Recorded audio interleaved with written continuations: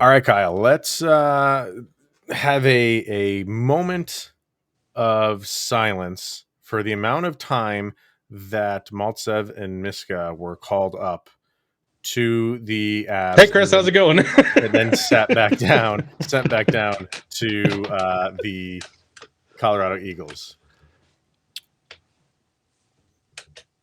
Yeah, that about does it.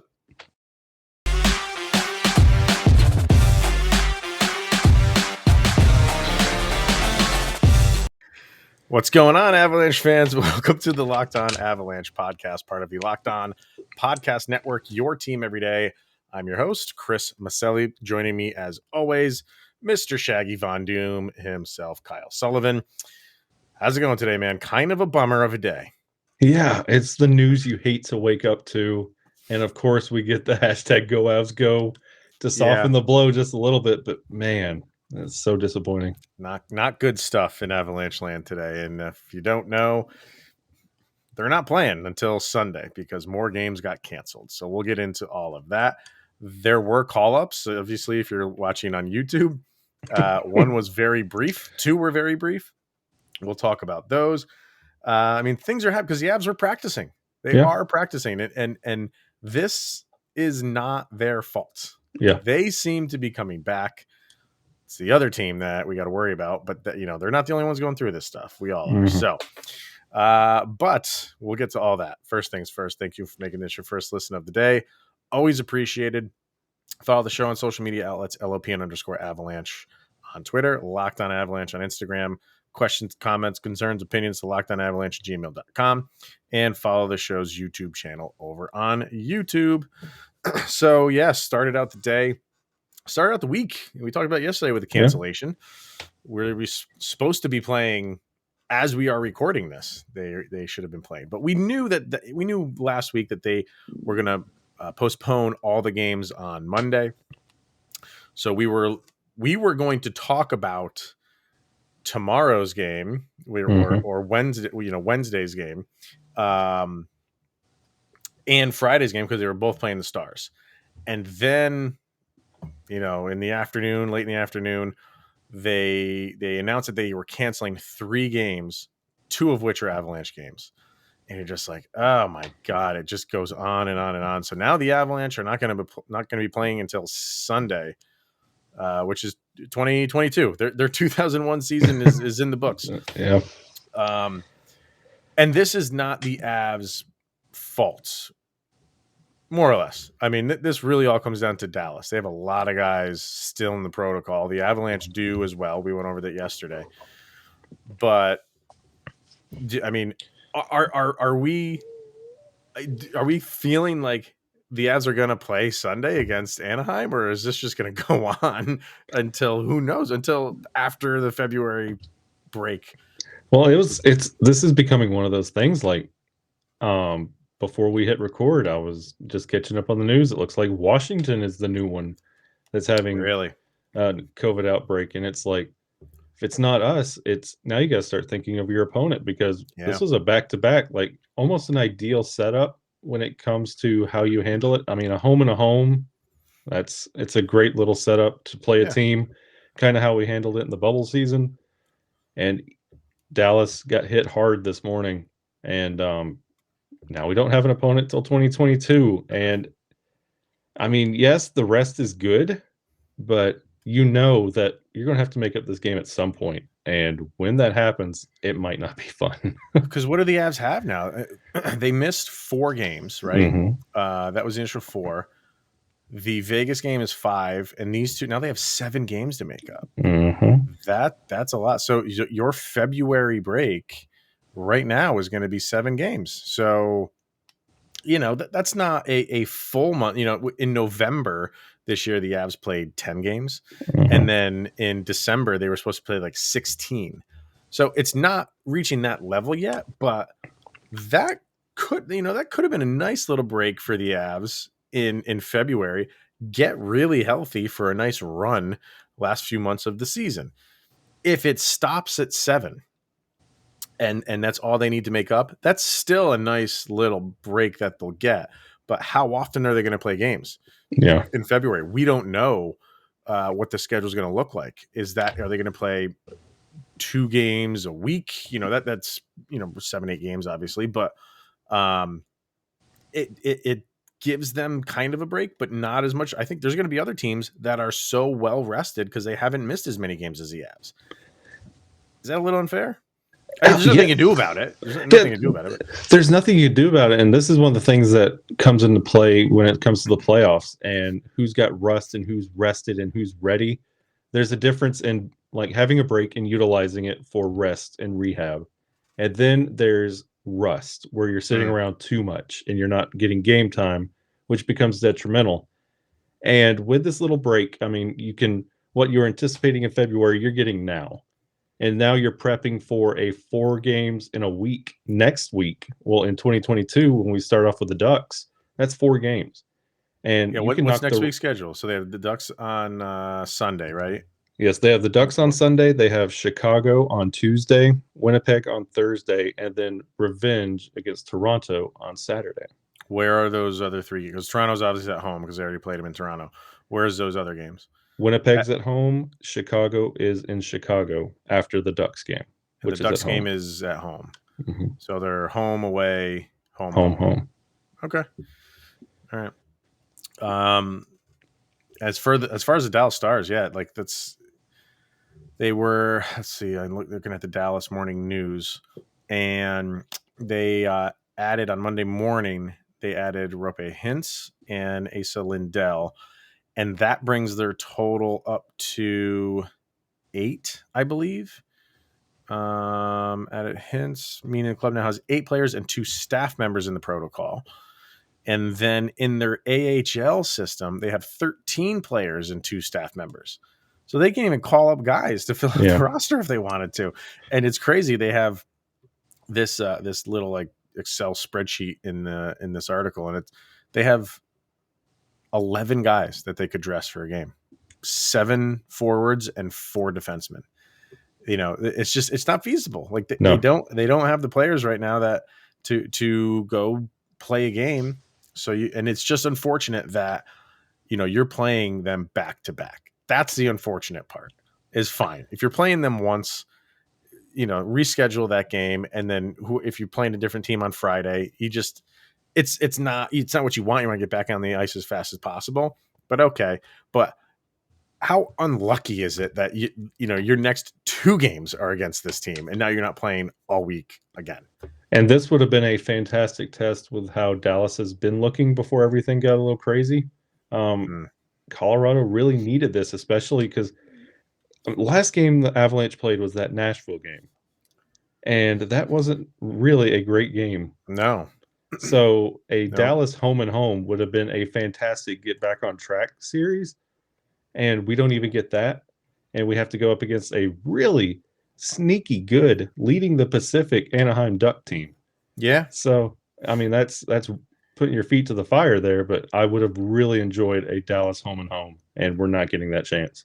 Because the Stars right now, the Avs have 2 games in hand on them, and they are 4 points up. Mm-hmm. So Dallas has played 2 more games than we have, but they're 4 points behind us in the standings. But they've won their last 2. But again, we talked about that, like how you're coming at, and Adam and I talked about this too. This is like starting the season over again. Yeah.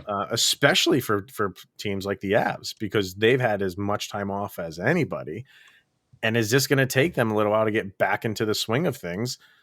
Like they needed 2 months technically to really get the juices flowing. And now what are we going to get? Is it going to be 2 weeks this time? You can't really afford that stuff right at this point in the season. You're supposed to be like hitting your stride right now, and the Avs were. Yeah. And now the emergency brake has been pulled, and now you got to re-engage, and it's like, who knows what we're going to see again. I hate the fact that we're playing Anaheim. I'm not saying Anaheim is this, all-star caliber team, but they're playing very well. But the same thing for them. I don't know how many they've got 32 games on the season. I don't know how long they've been on pause for. Let me see real quick if I can look it up. Their last game was the 17th, which I think was the Avs' last game, right? We played on the game 16th. Was the 16th. Yeah. So they've been out almost as long, they're supposed to play. They were supposed to play tonight, obviously, that or Monday night that got canceled. They're scheduled for the 29th. So they'll have 2 games in before they play the Avs. That's a big deal. That's a big deal, I think. So this is all going to be, convoluted and stuff. And it brings me to the question, which I'll ask after the break. Are we giving teams, players, coaches a pass at this point in the game or this stage of the season because of everything that's happened? Are we kind of looking at the season the way we looked at bubble hockey season? There's going to be a champion crowned, but I don't want to say put an asterisk next to it, but do you kind of take it with a grain of sand or a grain of salt, however you want to pronounce that? I'll ask that question, but first I want to hear from betonline.ag. It has you covered this holiday season for more prop bets, odds, and lines than ever before. We have the NFL trucking its way towards the playoffs, and we have the college bowl season upon us. So BetOnline remains your number one spot for all the sports action this season. Head to the website, use your mobile device to sign up today and receive your 50% welcome bonus on your first deposit. Just use the promo code Locked On to receive your bonus from basketball, football, the NHL, boxing, and UFC, right to your favorite Vegas casino games. Don't wait to take advantage of all the amazing offers available for the 2021 season. It is BetOnline, and that's where the game starts. So, yeah, my question before, a couple seconds ago, was how do we look at this season now? Let's say this is it, that this break right here is the only break that happens in the season. The rest of the season goes off without a hitch for more or less. You do have to make up those games in February. Maybe there's a game here and there that gets canceled, but you don't have a season wide or league wide stop. For the most part, goes off without a hitch. Because of this, because of how the season started, what's happening right now with the pause, all these players going in and out of COVID protocol. I know that's a pipe dream to think it's going to go off without a hitch. It's not. You're going to have guys going in and out probably for the duration of this season. Do you look at this season, maybe not to the extent of last year, the shortened 56 game season before that, it was bubble hockey. You want your team to win, but you're like, these seasons are crazy. Let's just move on and get to the next season. Are we getting there with this season where certain players who aren't playing up to the potential get a pass because it's just a stop and go season? Coaches, do you think we'll see any more firings from coaches after we return? And just teams in general, do you think as a whole fans are looking at this as like, this is just crazy? This is not how a season normally progresses. And if my team doesn't win it this year, whatever. And I'm not trying to make excuses for the Avalanche or any team. I honestly am not. It's just there's no cohesion to it. So do you as a fan just say like, whatever, I'll watch hockey and whoever wins, wins? Yeah, it's got that feel to it. It's got that weird, like, it's almost bubble hockey, but it's not. Like the way it feels is like you're playing a video game and you have that gun that has unlimited ammo, but you use it too many times and it like gets too hot and then you have to wait a while for it to cool down. Yeah. That's kind of how this season is. Like you come back and you play and then your opponent might be out, you might be out, and then you got to cool down and wait and then come back. To your point, I completely agree. I don't see coaches getting fired. I feel like it's just get through this season. I think that's everyone's mentality right now. And one of the things that make this feel so unstable, we use the 2 holidays around this time of year as like a barometer on what your season's going to look like: American Thanksgiving and Christmas. Mm-hmm. If your team's in the hunt around those times, you have a good chance of making it all the way. Mm-hmm. We have no idea who looks like what at Christmas because there was nothing around Christmas. So, right. And not only that, like you're coming out of this thing, like I was just alluding to it in the first segment. The Avs are not the only team that have been on a break as long as they have. We just looked at the Ducks schedule, and they are too. And a team like that, like they've been on a very good run the entirety of this season.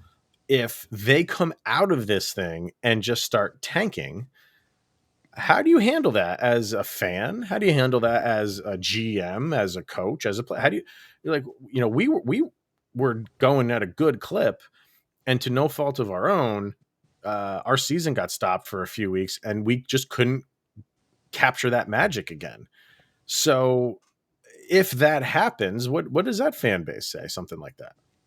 I feel like this in the off season, I feel like coaches will be held to a different regard when it comes to how they handle the restart. I feel like you'll hear a lot of that, like this coach was let go. They were just not management wasn't happy about how they handled the restart.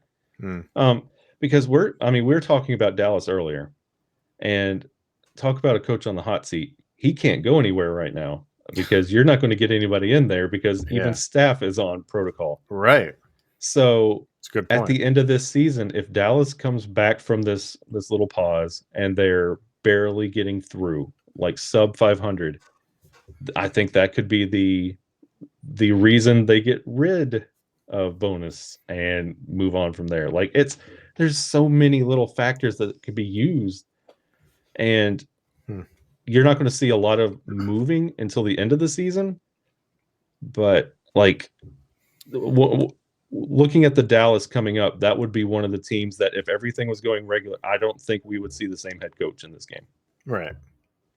Yeah, maybe. But I mean, he asked the players that question, and they're going to be like, no excuses. We have a schedule to play. We play the games when they're scheduled or rescheduled. And at the end of the year, same thing with bubble hockey. Like the Tampa Bay Lightning roster is engraved on the Stanley Cup. No asterisks, no nothing next to it. So yeah, there is a champion at the end of this thing. So from a player perspective, it's like, no, we're all on the same playing field or playing rink, whatever you want to say. But it's all the same to them. And that is the player's answer. You know what I mean? You don't expect anything else from them. But I'm telling you, like, this is not easy to do, all of this uncertainty. If everybody, if you knew who was, it's not, these aren't like injuries. This is something that, like, they were pulling people out of locker rooms dressed, ready to play a game. That's different. That's a different mentality. So, dressed waiting for a test just to get out there. Yeah, exactly. Oh no, you're negative. Go play. Yeah, it's just something that we've never seen before, and this is like the third season that we're dealing with it. Yeah, and we keep saying it's something that we've never seen before. But I don't know. I don't. I lean towards no. It's not an excuse, and I think if your team is healthy from an injury standpoint, there's nothing you can do about the COVID part of it. And you're able to finish a season relatively healthy. These guys are professional athletes. Exactly. And when you like, now, even though you're on for the Avs, like this 2-week plus pause, you've got 27 games under your belt. You should be able to bounce back from that pretty quickly. You know what I mean? You might need the Ducks game, and then what is it? The Chicago game after that. Who knows what the heck's going to happen in the Ducks game, because they're still going to be missing players. I think in that. Well, maybe just one at that point. I think just Francouz. Yeah. From that. Yeah. So there you go. You're going to have all of your guys back except for your backup goalie. So. And if this COVID uncertainty wasn't even a thing right now, let's just play it out like everything was perfectly normal. Everybody goes to the Olympics. There's still a break. Sure. So you would have to come back from that long break and see how they fire up. So this isn't something you can excuse as well. Like, the reason you're not going to see a lot of firing in front offices because it's hard to keep staff on the team right now. But regardless if there was COVID or not, there would be a break and you would have to fire your team up again. So I think there was a little bit of preparation in that regard, like before the season. So maybe it's not going to impact teams as much, knowing that there was going to be a break regardless. It's just coming sooner than you anticipated. Yeah. Yeah, and maybe for the Avs, it's a good thing that they have to make up all these games in February because it keeps them fresh. And Yeah. seven games is not is a ton to make up when you have a month to make them up. Maybe that's a good thing. It's a couple games a week, and while these other teams have probably much more time off than other teams, uh, and then when everybody comes back at the beginning of March, you're maybe a little bit more fresh than those other teams. So, but I think the fact remains, this is just yet again another just crazy season that we are getting through. And the first one, long pause, and we came back and it was bubble hockey. That was nuts. Yeah. And then you had the shortened season where you're playing every other day. That was crazy. And it just in shortened small, nice, neat little divisions that you couldn't go outside of. Yep. That was great. Now we get another variation of a season, and it's just another break in the action. Not as bad as the past two seasons. That's why I think you can't right now say like everybody gets a pass, because it hasn't reached those levels yet. True. It hasn't reached the long pause, and it hasn't reached the shortened season just in divisions. If we get there again, it's just like, what are you going to do? You crown another champion, and you just move on. And from a fan base perspective, you just kind of throw your hands up in the air and say, what are you going to do? Yeah. Having said all that, the Avalanche are practicing. They are out there practicing. Good things are happening. You're seeing Curtis McDermott give Alex Newhook fighting lessons, which should we be doing that? First of all, I mean, Curtis McDermott he's a fighter. That's his job. It's not Alex Newhook's job. I mean, maybe they were just goofing around. I don't know. But Alex Newhook's not really like the fighting type like Curtis McDermott is. And I didn't know Curtis McDermott could teach. Maybe he's a good teacher, man. Maybe he's a good teacher. That's his role. Some of the best like managers in like baseball history were not good players. So might be onto something here. A lot of like look at Billy Beane. You're right. Oakland A's never panned out as a baseball player. One of the greatest general managers in sports history. Redefined the game of baseball. But they had some call ups.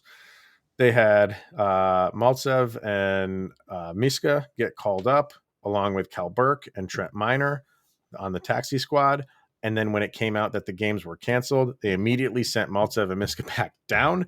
So it was a nice little visit to the Denver area for Hunter Miska and Mikhail Maltsev. But I didn't like, why is Burke and Miner still there? I don't know why that is. I don't know if four came up for the taxi squad and there's no games to be had for a little while, won't you send all four back down? Well, in yesterday's episode, we talked about it. Taxi squad can practice with the team. So you know what? They can. And I'm wondering, you know what? I am guessing it's because, well, again, this is maybe the same argument why you wouldn't send four back down. Obviously, the Eagles are going to be playing. Mm-hmm. Send it back down so they can play. True. And not just maybe they'll send because let me see. I don't know. I can bring the Eagles schedule up. They kept Miner and Burke. Those are two players that really haven't seen NHL level hockey. No. So you kind of want to give them a little bit of experience, because just practice with the team. Yeah, Maltsev and Mitska have both played Avalanche games.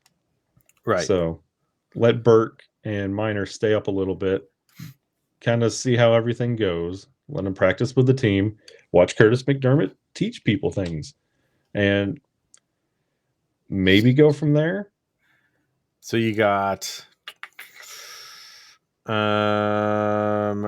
Tuesday and Wednesday, the Eagles are playing home games. And then they don't play for a week. They don't play till the following Wednesday. So, yeah, they probably sent those two guys back down. Like you said, they have NHL experience. Go back down, keep fresh, and play some AHL games. Yeah, and maybe, Miner and Burke just hang out with the team, practice with the team. I don't remember Nothing wrong with that. I know he recently signed, but I don't remember the terms of his deal. But I think he's still under $1 million, so I think he's. Oh, he is. Yeah. Yeah. He definitely is. And I don't know if it's a two-way deal or a one-way deal. Not that it matters. Well, I mean, it matters for the Avalanche for Salcat purposes. But I think he's under $1 million either way. So yeah, it was kind of, I felt bad for Maltsev and my Miska to kind of basically saying hello, goodbye. Yeah. Hey, nice to see you. Here's some gas money back home. What else? Oh, Bo Byram and Ryan Murray out there skating. And we had talked kind of before we went live. Both of us were not. I even think it was Bednar himself who said, "Don't expect Ryan Murray till spring." Yeah. So a little bit surprising. Both those guys were out there, and by all reports, not holding back in practice, like out there being, productive and full speed as they were going, from what I understand. And it's two players with two injuries that you really didn't think you would see, and now that they both came back at the same time, you're like, whoa, what? And then, like, to see them back in practice, like, again, they're here practicing, but I'm still very cautious when it comes to both of them. Well, what was Murray's? Did they? He had it was. I think it was something to do with his hip. He took a bad turn, caught an edge, and he was favoring his hip. I think that's what it was. He left with a hip injury. Okay. I mean, yeah. I mean, that's obviously any injury is concerning, but I hate the fact that Bo Byram is 20 years old and has the concussion problems that he has. I hate that. I hate that I'm going to watch this kid for however long he plays, and every single time he takes a hit, I'm going to be holding my breath, watching from my couch. I don't like that. Glad he's back. Maybe, I know they have doctors and they're monitoring them and all this stuff, but I don't know, man. It's just... And it didn't make me feel better when they said, yeah, Bo Byram's injury is not a concussion-related issue. It's just a head issue. The head issue. And you're like, what is going on with Bo? Was he like one of the heads in Joe Pesci's duffel bag or something? Like, come on now. Like, what else can he suffer through this year? Just give him the year off. I know. Again, the way that this year has gone, is it just maybe proactive just to leave him out? I know. Just leave him out. I don't know. But he's a hockey player. He wants to be out there, and he was playing well. He was playing so well. He was getting up there in the Calder discussion. That doesn't matter anymore. I don't care about the Calder. I care about the dude's health. Yeah, this is where we pull a page out of the playbook of the NBA, and we go ahead and just shut down Bo Byram for the rest of the year. Workload management. Yeah. Should Bo Byram go the way of like LeBron James, and every time it just gets touched, just like flop on the ground? I mean, well, in the NHL, there's embellishment calls all the time. They don't have that crap in the NBA, unfortunately. Ironically enough, I was watching the Mighty Ducks, the first one today, and that was a Gordon Bombay tactic, his first tactic when he joined the team. So that might work. The premise of that movie is still just so crazy. Yeah, I was thinking about that today. I was like, there are so few like hockey movies that like you can relate with that are kind of normal. I mean, the dude, like, his punishment for being a drunk is to go coach kids. Whatever, man. And whatever. His respected coach rival heard that reason and was just like, well, that's great. I'll be happy to coach against you. Yeah. Like, sure. And did you hear, like, you probably heard that he's not going to be coming back for season 2? I heard that. Yes, because it's all COVID stuff. He doesn't want to get the shot, apparently, or I don't know. So is there even a show without Gordon Bombay? If you can't win, it's not worth winning if you can't win big. Is that his... that was what the Hawks used to say. That was their thing, the evil team in D1. It's not worth winning if you can't win big. I got to go back and watch the original. I haven't watched the original in so long. It's worth it. It's a good winter watch. They don't make those movies anymore. They don't make those like kid friendly, like, but they're good. Like Mighty Ducks, Little Giants, HE double hockey sticks. That was a Disney hockey movie as well. Was it really? It was. It came on. Really? ABC's Saturday, like Disney movie Sunday night. It was like almost like Angels in the Outfield, but for hockey. There's And like another one. They were playing. Oh yeah, Angels in the Angels Outfield, in the Outfield. incredible. Yeah, it's. I think the last one was a Kicking and Screaming, the soccer one with Will Ferrell. Yeah, that's the last one. Like nobody does those like fun kid friendly sport movies anymore. It's just even. Oh my god, you ever see the movie Rad? Oh yeah, yeah. Like so that movie finally came out on digital. It was not on digital anywhere, and it finally came out on Amazon for like $5. Dude, I bought it. The nostalgia was off the charts. If you haven't seen that movie, okay, if you weren't born in the 80s, you probably had not seen the movie Rad. But if you're a BMX biker, you have to see this movie. It is a classic. Watch that instead of Avalanche hockey. Watch Rad. Catch up on Rad. And then there's a skateboarding one called Thrashin'. You ever see Thrashin'? Now see that was my jam because I was a skateboarder growing up. Yes, and that's Josh Brolin. That's early Thanos years of Josh Brolin. No snapping, just grinding. Yeah. Two great old school kind of like X Games type movies. Awesome movies. So yeah. But that's what we got right now for the Avs. So no games until Sunday. And I mean, you got the World Juniors anyway, and Oscar Olausson, he netted a sweet goal. If you didn't see that, holy crap, that was a snipe. And almost had a second on a wraparound, but I watched most of that Sweden game. He looked really good, and I'm pretty sure he's the only Avs player in this entire tournament, which kind of surprised me. Yeah, I'm thinking the same thing, and it's entertaining all the way around. So if you don't have Avalanche hockey to watch, you can also catch up on PHF hockey as well. Yeah, I mean, there's other hockey out there that can keep us occupied. So, okay, everybody, that's going to wrap it up for today.